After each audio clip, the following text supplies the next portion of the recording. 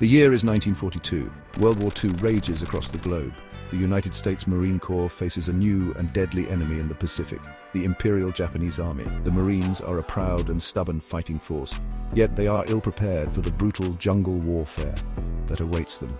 A new type of warrior is needed, one who can strike swiftly and silently behind enemy lines. This need gives birth to the Raider Training Center. The Raider Training Center is established to forge this new breed of warrior, the Marine Raider. Located at Camp Elliott, California, the center is tasked with training volunteers for dangerous and unconventional missions. These raiders are to be the tip of the spear, conducting amphibious raids and reconnaissance deep within enemy territory. Their mission is critical to the success of the war effort in the Pacific. Prior to the establishment of the Raider Training Center, Marine training followed a traditional model. This model emphasized conventional warfare tactics, large-scale amphibious landings, frontal assaults, and trench warfare. While these tactics were effective in previous conflicts, they prove inadequate for the unique challenges of the Pacific theater. The Japanese are masters of jungle warfare. They are adept at camouflage, infiltration, and utilizing the terrain to their advantage. The Marines quickly realized that their existing training methods are insufficient to counter these tactics. Casualties mount, and a sense of urgency grows within the Corps. A new approach to training is desperately needed, one that emphasizes adaptability, aggression, and unconventional warfare. Two figures prove instrumental in the creation and development of the Raider Training Center: Lieutenant Colonel Samuel B. Griffith II and Lieutenant Colonel James Roosevelt. Both men are veterans of World War I and possess a deep understanding of military history and tactics. They recognize the need for a specialized unit capable of carrying out unconventional warfare in the Pacific.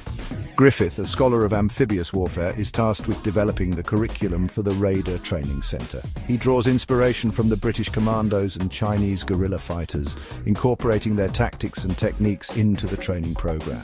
Roosevelt, the son of President Franklin D. Roosevelt, brings political clout and a passion for unconventional warfare to the project. He advocates for the creation of the Raiders and uses his influence to secure funding and resources for the program. The Raider Training Center offers an 8-week program designed to push volunteers to their physical and mental limits.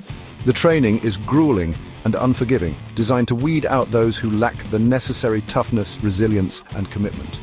Only the strongest and most dedicated Marines earn the right to wear the Raider patch. The training regimen is divided into 4 phases. Phase 1. Physical conditioning, weapons training, and basic infantry tactics. Phase 2, advanced combat skills, including hand-to-hand combat, demolitions, and scouting and patrolling. Phase 3, amphibious operations, small boat handling, and infiltration techniques. Phase 4, simulated combat missions, live fire exercises, and final evaluations.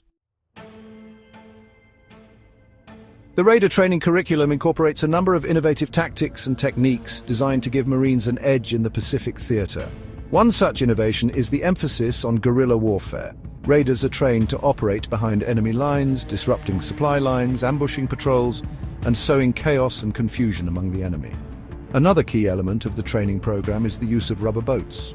These small inflatable boats allow raiders to silently approach enemy positions from the sea, conducting surprise attacks and infiltrating heavily defended coastlines. The Raiders are among the first units in the US military to utilize rubber boats in combat, and their proficiency with these craft proves invaluable in the island-hopping campaign across the Pacific. From training ground to battlefield, Raiders prove their mettle. The graduates of the Raider Training Center, organized into Raider battalions, are deployed throughout the Pacific theater. They quickly earn a reputation for their ferocity, courage, and tactical brilliance. Their exploits become the stuff of legend, inspiring awe in their fellow Marines and striking fear into the hearts of the enemy. From the beaches of Guadalcanal to the jungles of Bougainville, the Raiders prove their worth time and again. They conduct daring raids on enemy installations, gather vital intelligence, and disrupt Japanese operations. Their successes come at a heavy price, however. The Raiders suffer high casualties, a testament to the dangerous nature of their missions. The legacy of the Raiders, a lasting impact on military training. The Raider Training Center is eventually disbanded in 1944, its mission deemed complete. The lessons learned and the tactics developed at the center have a lasting impact on the Marine Corps and the US military as a whole. The Raiders' emphasis on unconventional warfare, amphibious operations, and small unit tactics influenced the development of future special operations forces, such as the Navy SEALs and the Army Rangers. The legacy of the Raiders lives on in the spirit and traditions of the Marine Corps. Their courage, determination, and willingness to go above and beyond the call of duty continue to inspire Marines today. The Raider Training Center may be gone, but its impact on military training and the spirit of the Marine Corps remains as strong as ever. Beyond the battlefield Raider skills in the modern world, the skills honed at the Raider Training Center have relevance even beyond the battlefield.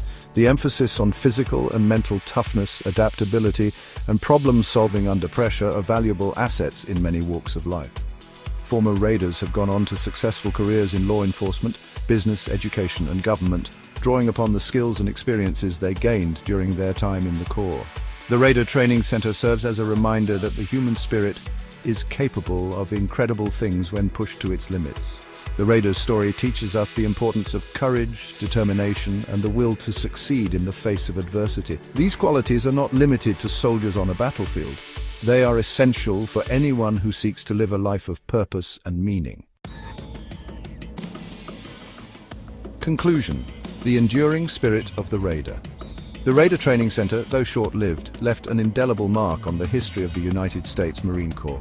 It represents a time of great innovation and adaptation when the Corps was forced to evolve in order to meet the challenges of a new kind of war.